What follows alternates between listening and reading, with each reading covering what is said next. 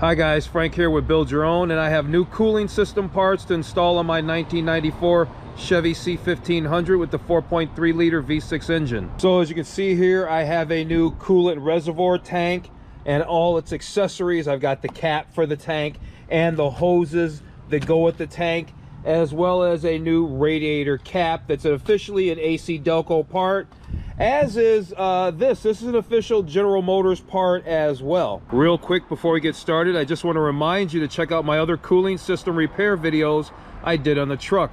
I replaced the water pump, the radiator, and the fan clutch within the last week.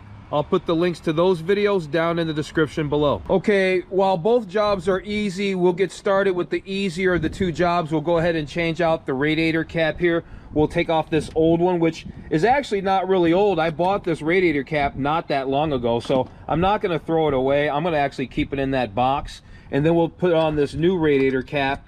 And I noticed that it says things like a line vent with tube, so we'll make sure to get this lined up correctly. So the new radiator cap says aligned vent with tube. I'm assuming they mean this tube here. I think I have it aligned, so we'll find out, but I think it's okay. Okay, so with that done and out of the way, what we need to do is remove this old reservoir tank, and it's 3 bolts here. We've got a bolt here, we've got a bolt here, and there's one bolt down in the corner down here to get this thing off. Here's some of that old hose, here's the old cap, and then here's the overflow hose that runs right here. So we'll go ahead, and I have a new overflow hose as well. It's a little bit too long, so we'll cut it to size. So step one is I'll go ahead and get all this stuff out of the way. And these bolts are actually 13 millimeter, by the way. Almost forgot to use my awesome new Chevy fender mat, so that way I don't mess up my shiny paint.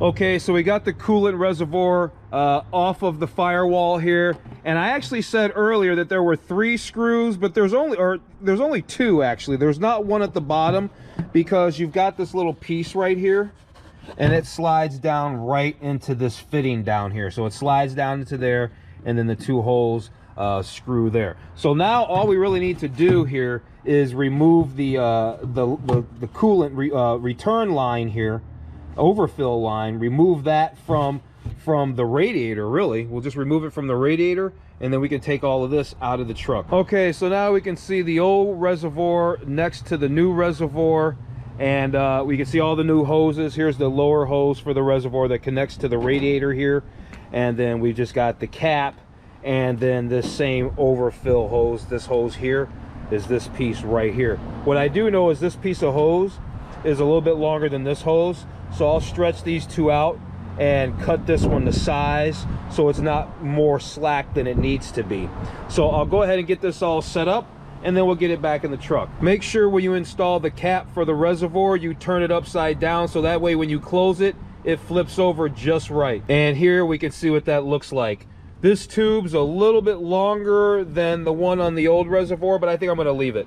I think I'll leave it, and it'll be fine just like that. So let's go ahead and cut this other hose to length, so it's the same length as this hose, and then we'll go ahead and get it installed right down here at the bottom, and we'll just use these same clamps. I didn't get new ones. These seem fine, so I'll go ahead and reuse these here. Okay, so this new reservoir is ready to go in the truck. I've got everything connected up top, the new cap and its hose.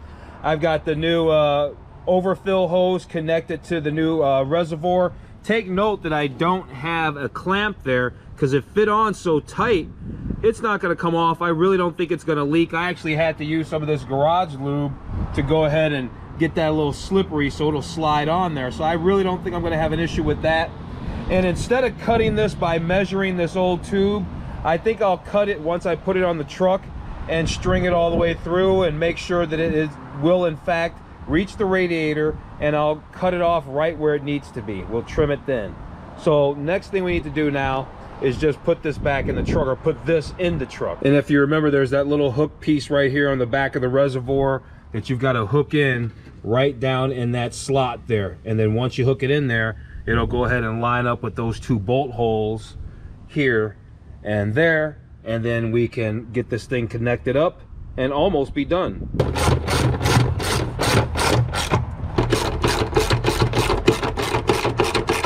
Okay, so the new reservoir is in. It's all bolted up. I've got the cap on here. I've got the overflow hose all nice and tucked down, so it'll go down the fender well here.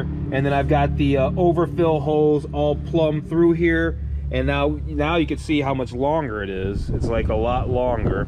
So I'll just cut it to length, and then we'll go ahead and clip it on here, and job done. Okay, so job done. My only advice here when you're cutting this hose to length is definitely cut more than you think you need, so that way you don't come up short, because if you do, well, you're gonna have to probably get a new hose, and so you don't want to have to do that. Okay, so that's how you install a coolant reservoir tank in a 1994 Chevy C1500.